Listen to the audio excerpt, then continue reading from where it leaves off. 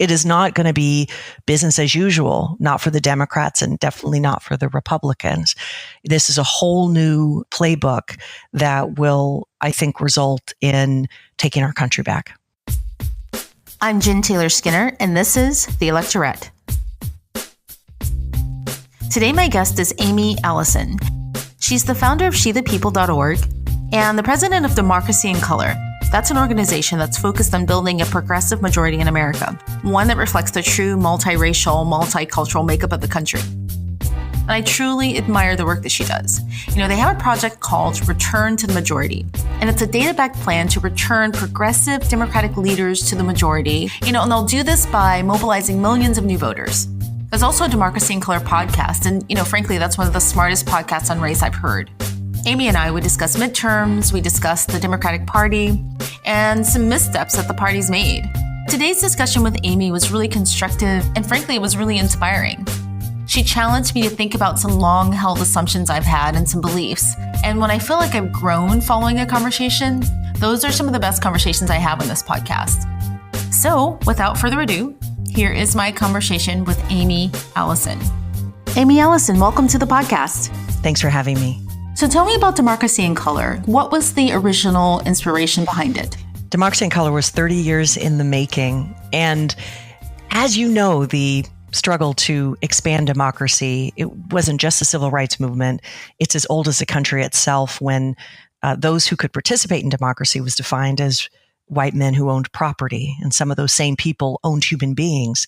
And that struggle continues today, where more and more people, particularly as our country is now, 38% people of color, and soon will be the majority. Our country, as a healthy democracy, requires that we have the voices of all the people who live in the community. And I think the moment for me was in the 2014, in that area, where we were talking about how it is that the Democratic Party, that's the political home for most people of color. In fact, the party itself was half people of color, wasn't even investing in talking to or elevating candidates that represented those folks, wasn't hiring a diverse set of consultants that could work effectively with these communities.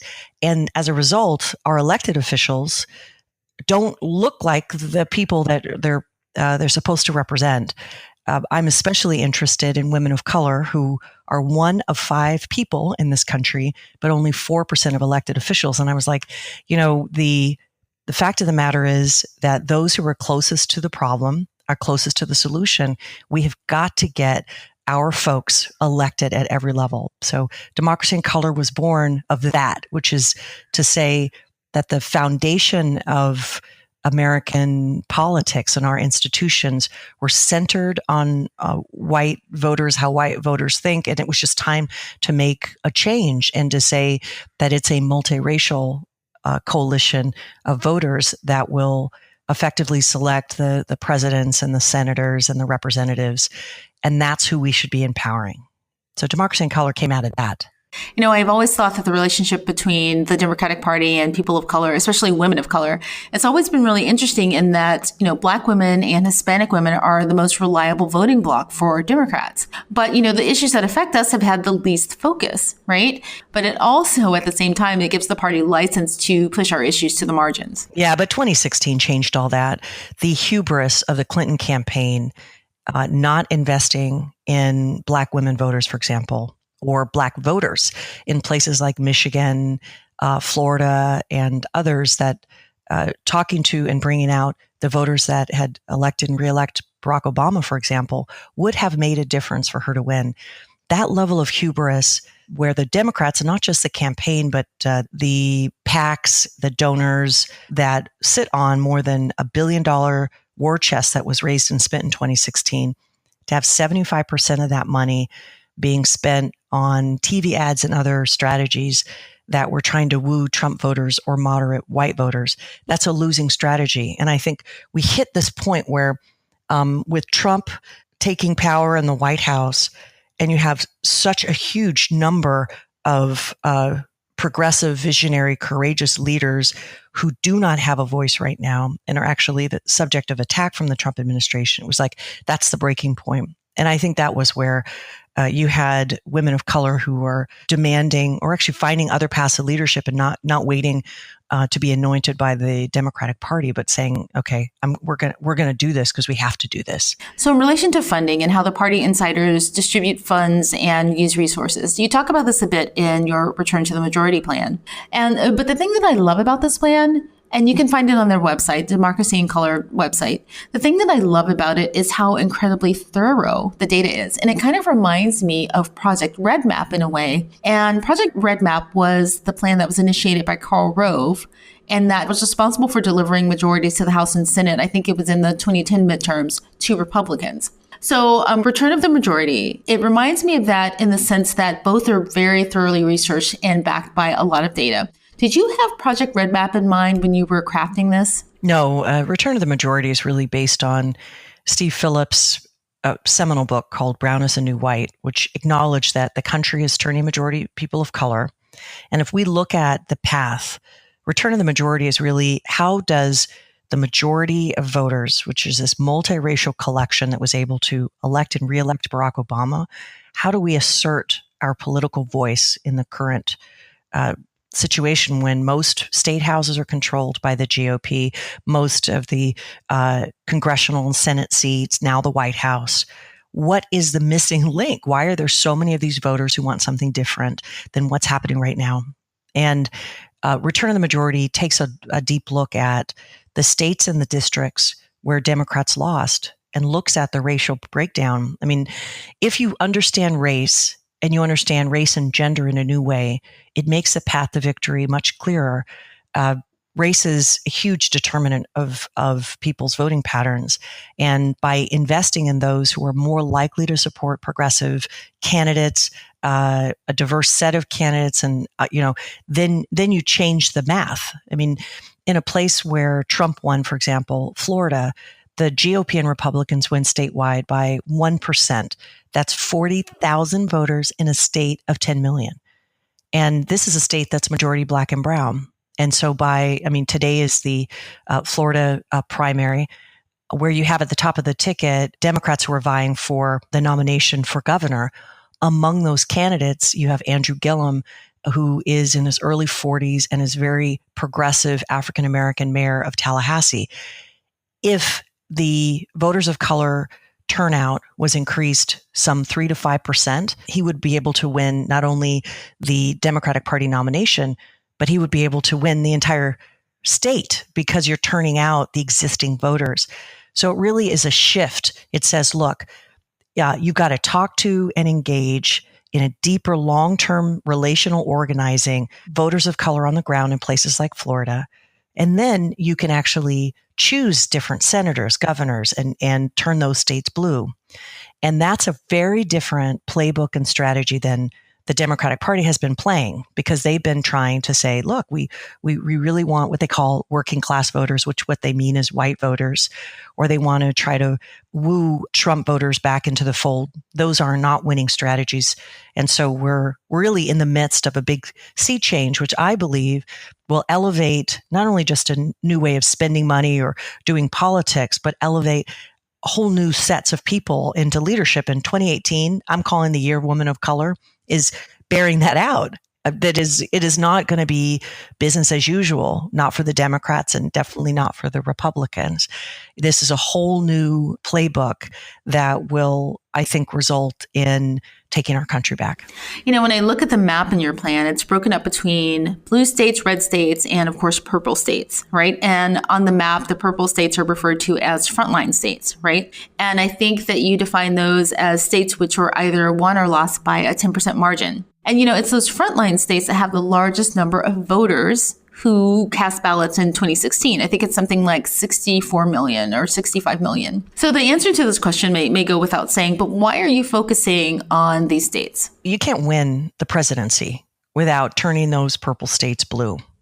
And so when you say purple states, the way we understand that is look at the population, look at the actual registered voters right now and how many of them actually have gone to the polls. So there's a number in there, and you've got to motivate voters. So in purple states, sometimes the path to victory is not just saying, it's not red to blue voters. They always say swing voters, typically white voters. That's a small and not reliable group for the Democrats. But if you understand that in those purple states, even look at the existing set of registered voters, it's getting people to be non-voters to voters. So it's both people who are registered, getting them to go to the polls, and people who are eligible but not registered, folding them into actually going to the polls. So amongst those is a state like Arizona. Arizona was controlled by the GOP for many, many years. Arpaio, the convicted sheriff who's convicted of abusing immigrants and focusing and abusing people based on race, who's now running for Senate in that state. We also have at the top of the ticket, David Garcia, who is a progressive running for governor there. On the ground, you have a set of organizations under this umbrella called One Arizona that have been, for the last few years, registering particularly Latino voters throughout the state. So what's happening there is you're taking a state that is majority Latino, black and brown, and you're focusing on engaging a set of voters that hasn't been the focus before, but bringing more and more people into the voting arena and then having long-term relationships with them. And I believe that that's going to mean in today's primary and in November that we can actually turn Arizona blue based on the strength of engaging voters of color. And you also talk about the ways in which the party uses money and resources that aren't advantageous, right? They don't lead to wins in these states, in these purple states. For instance, they do these large political ad buys that focus on voting blocks that you don't necessarily need to win these purple states. So how do you influence them? How do you influence party insiders to redirect their resources, right? So that they put efforts in the right places? Well, you first got to call out the assumptions that, you're going to spend. And when I say you, I mean, the whole ecosystem of the Democratic Party is going to spend $1.5 billion perhaps this year during this midterms. And this is such an important year. But you have to really uncover the assumptions behind how the money is being spent. If you really are involved in electoral politics, you look at the set of political consultants, and conventional thinking is you go after the people that always vote. And the universe of voters you go after tends to be older and more white than if you look at the entire universe of possible voters. In other words, the conventional thinking says, look, you got to invest in those who know are going to go to the polls. And that influences everything. It influences the kind of candidates that the gatekeepers support. Oh, who's electable and who's not? What are the issues that they come to the voters with, and how you're reaching those voters. But if you approach it differently, it changes everything. So looking at like a state like Georgia, where Stacey Abrams is running for governor, she'd be the first Black woman governor in our history. A year ago, the establishment, both in the Democratic Party in Georgia as well as nationally, thought, hey, a Black woman, even though someone who like her, was House Minority Leader in the Georgia State House and is a proven leader, she's not electable. As a Black woman, Democrat's not electable statewide. And she focused her energy on reaching her base. In Georgia, 42% of the registered voters are Black women. She actually understood in Georgia, that's a state that's almost majority people of color, that if she strongly appealed to the politic and spoke to voters who usually ignored by both parties out in the rural areas like Albany, Georgia, or other places, that she could actually build a coalition that's centered on her supporters. It's a different way of looking at the possibilities. So I think part of what we need to do is to say there's no better way for us to change the way that money is being spent and the focus and the politics on our possibilities than demonstrating when you reach out to people and you talk to them and you give them a reason to go to the polls, that people will show up, and it changes the whole political map. Because we're putting our focus on the most reliable Democrats, people who are most reliably, they could go to the polls. And I think that that's really bearing out in the race for governor in Georgia. but it also shows the possibilities in other places. We don't have to bend backwards and pretend to be Republican light or anything like that in order to get our politics represented and to be at the table or leading politics. So it's a very different way of showing how to exercise our power. And what we need to do is to demonstrate that this approach can work. So right now we have Georgia, which the groups on the ground who are registering and talking to our most progressive voters. They aren't necessarily the same universe as most likely voters, but we show really, really good response from voters in Georgia, where that strategy brought in nearly 200,000 additional Democrats in the primary. And that's the vote gap in order to win the entire state. Similar things are happening in Arizona, as I mentioned, Florida, and Texas.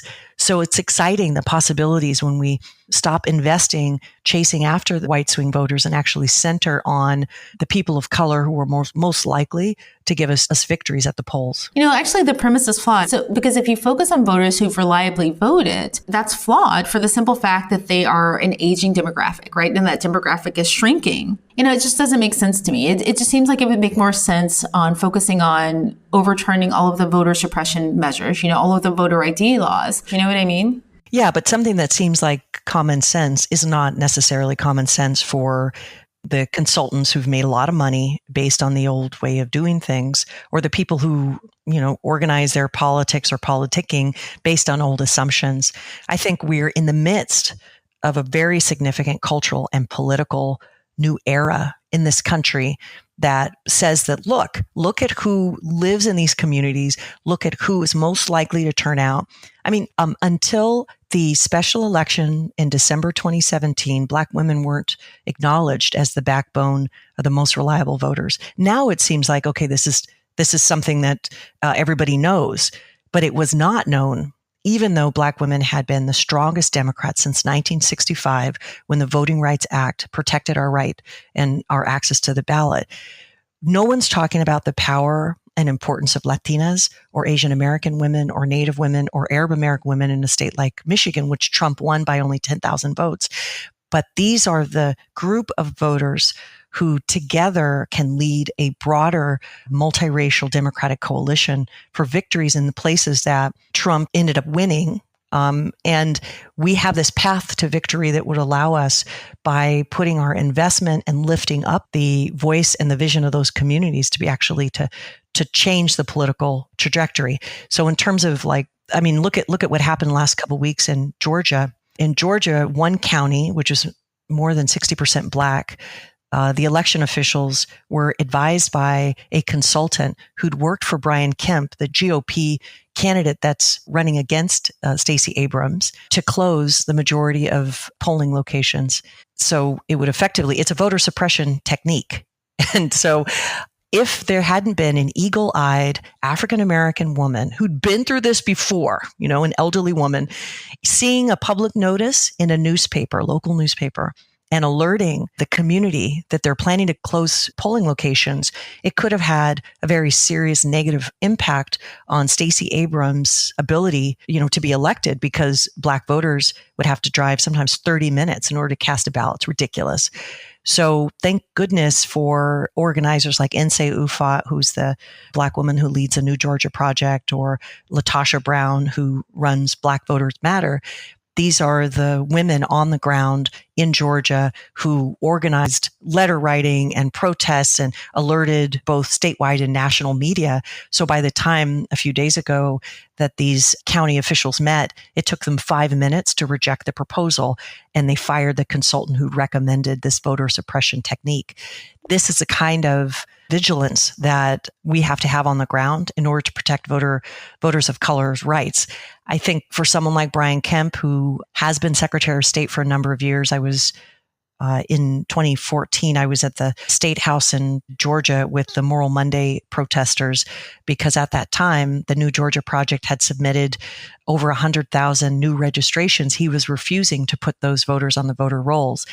And he was saying that some of those applications for voter registration were lost. He has all kinds of dirty tricks. And so this is a bigger issue, that the Voting Rights Act doesn't have a blanket-wide protection. And we're really seeing that the courts are not going to be sufficient. Like, we have midterms this year. So the court cases could take a long time. And so we do have an issue where we do need money on the ground for this kind of rapid response to the voter suppression techniques, of which there are many, to prevent largely people of color from actually voting. It's an ongoing issue. I hadn't actually heard the backstory about the precincts in Georgia and about there being just one woman, seeing a notice in the newspaper. And that's... Yeah. Thank goodness for her. It's really incredible. And the notion of Black women not being recognized as the backbone of the party until 2016. That's really interesting.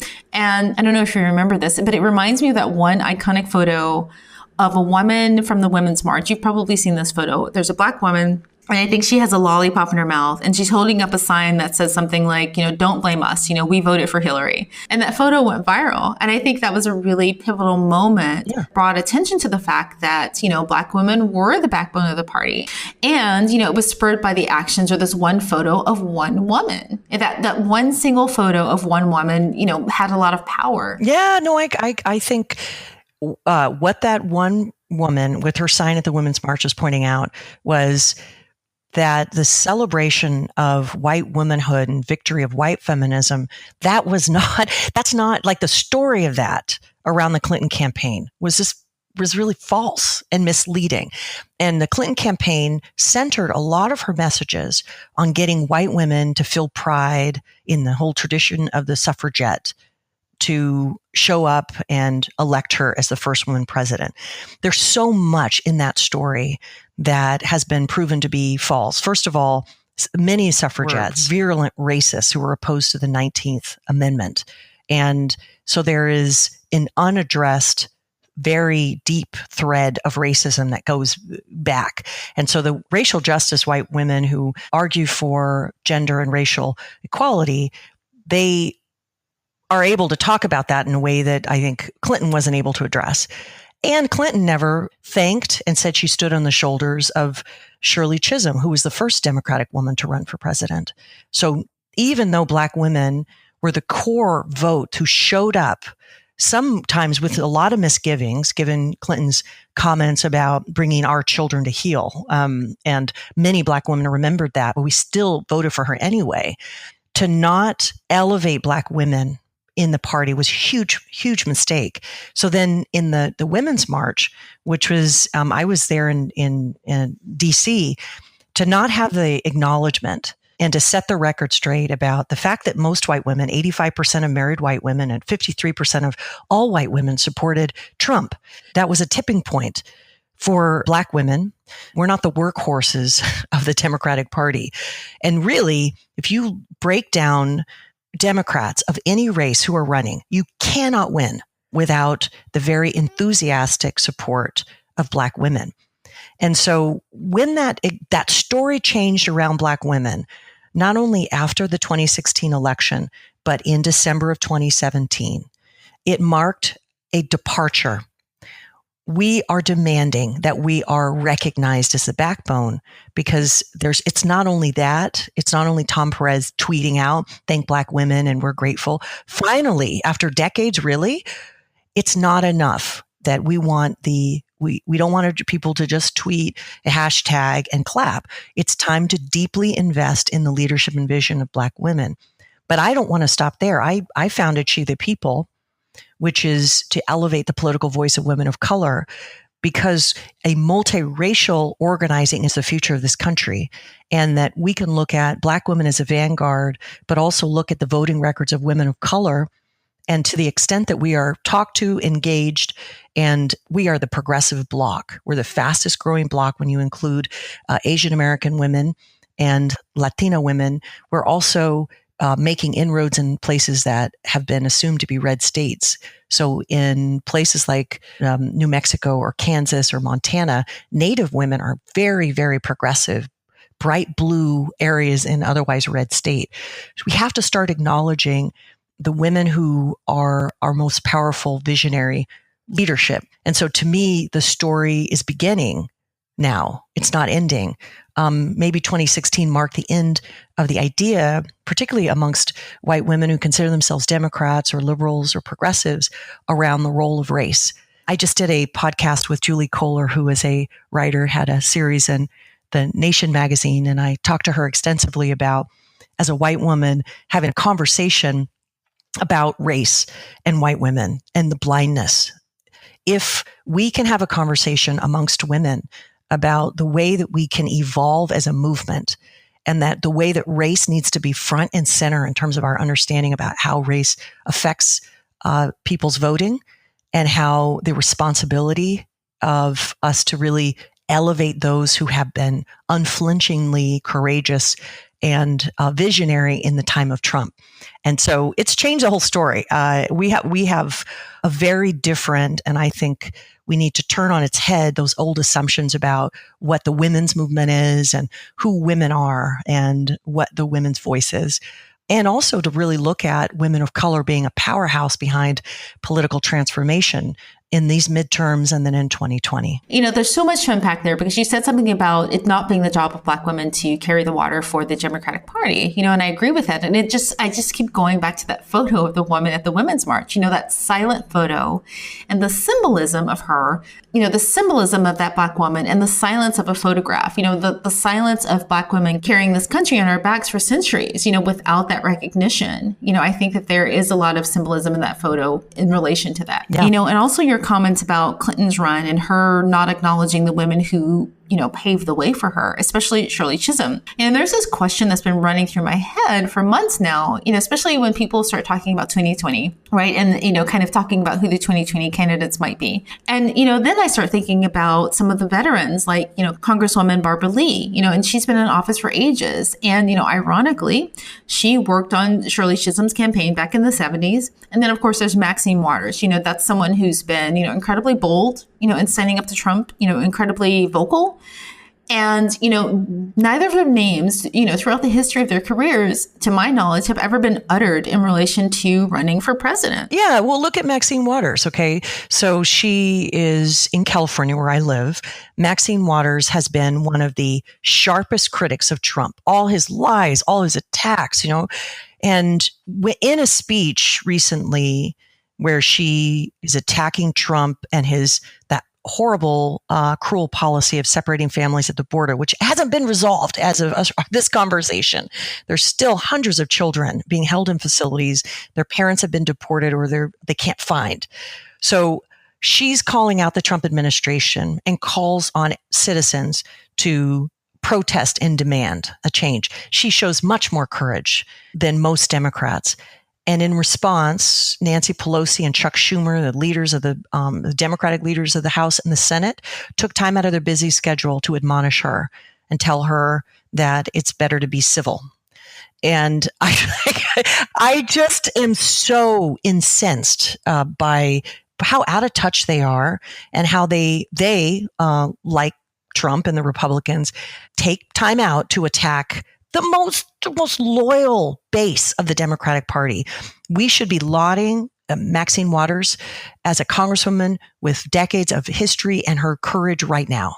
She's been facing death threats. She's been facing people burning flags and all kinds of things outside of her door. And yet she, as a famous poem says, her head is bloody but unbowed. And she shows the kind of leadership that we need right now. So I am incensed that establishment Democrats continue to not understand and not respect who is speaking out on behalf of the majority of us who are appalled and upset. And more importantly is if they attack or spend time admonishing, a very powerful member of our elected congressional delegation and say, hey, be civil. Don't talk like that. It has the net effect of demotivating its core. Without women, Black women being motivated, as well as everybody else who is like, yes, you speak for me, they're going to lose in the midterms. And we're all going to lose if that doesn't change. But this one's really tough for me because I remember that moment and, I could not understand the reason behind that move, the reason behind speaking out, for civility. In my opinion, she should have been praised for, being outspoken, right? And if you disagreed with what she said, then just say nothing. Just say nothing. I mean, I think saying nothing would have achieved civility, right? So why? So why saying anything? I think the answer is racism. It's a very simple answer. And it's also the thing that defines American politics and always has. Remember, 3/5 compromise about who deserves to even be human.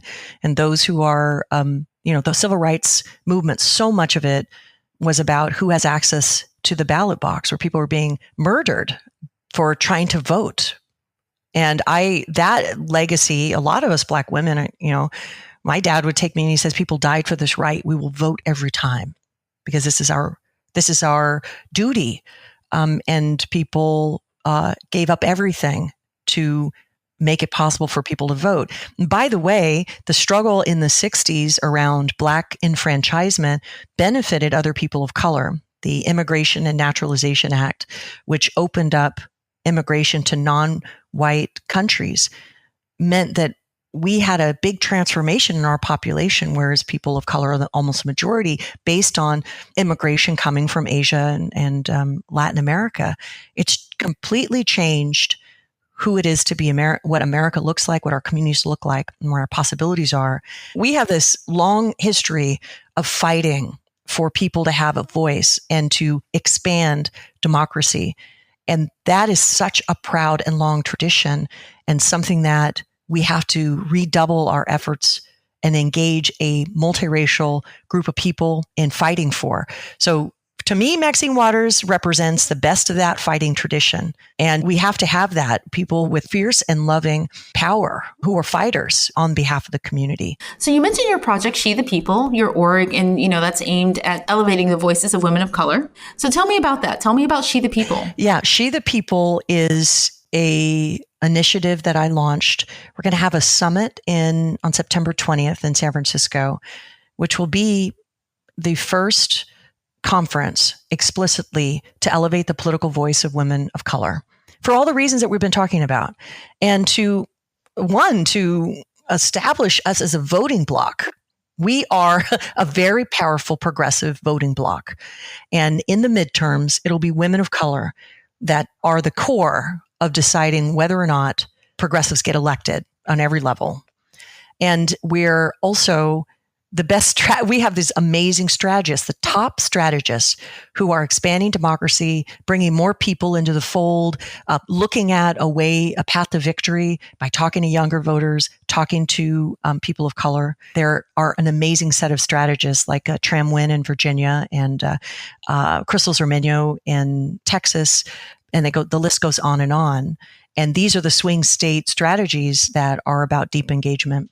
And the third, we have these courageous, emblematic leaders that are, if you look at them one at a time, it's like, okay, Stacey Abrams, that's interesting. Deb Haaland running for Congress, she'd be the first Native woman. That's interesting. Rashida Tlaib is Palestinian American and be the first Muslim in Congress from Michigan. That's interesting. But when you start looking at the trend, women of color who are the least represented and most progressive, right? We are the least represented group, are starting to win in Congress and other seats, not by being blessed by the Democratic Party, but by inspiring a broader coalition that propels them to victory. I mean, Alexandria Ocasio-Cortez in New York is a perfect example when she out-organized a 10-term congressman, a white guy in a district in the Bronx that had never had a person of color representing them.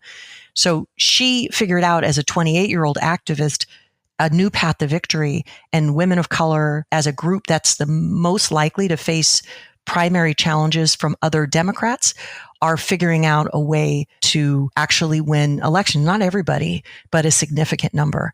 So She the People celebrating that and saying, we are going to be critical to victory in the midterms, but also critical to victory in 2020. I needed She the People to tell a new story to the nation about the power of women of color. And just like where, Alabama really changed everything about how Black women are perceived in our politic, that's what we're doing with She the People about women of color. And that will change everything. and change our political possibilities and actually help us to establish a politic that, could work for generations to come. So how can people help? How can they help with the Return to the Majority Plan and, elevating voices of women of color? Well, right now, I think the main thing is, with She the People, I want people to look at shethepeople.org and be part of that. Come to the summit, which is September 20th in downtown San Francisco. We have women from 30 different states who are coming and quite a few really amazing activists and elected officials and candidates coming. So that's one thing. And to figure out how to get involved. One of the things that we're going to be doing as a focal point is we're activating women of color in swing states. It's part of how we win our country back. We activate and expand the voice and power of women of color as the core in places in the South and Southwest where the majority of voters are women, and the majority of women are women of color. And I think that is a formula for us to be able to take back our country.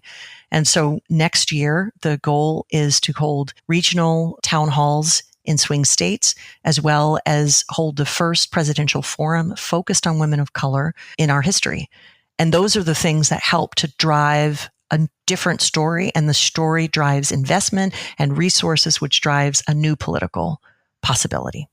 So that's how to get involved. I think the best thing is to go to the website and also to listen to the podcast. I mean, just like your podcast, I think Democracy in Color podcast, we have featured these amazing progressive women of color as well as men of color that the rest of the country should know. And so that's the exciting thing, is to just get involved in that way. So shethepeople.org and Democracy in Color, that's democracyincolor.com, where you can also find links to the podcast. Well, Aimee Allison, thank you so much for everything you're doing. And thank you for talking to me today. I've truly enjoyed our conversation. Thanks so much for having me.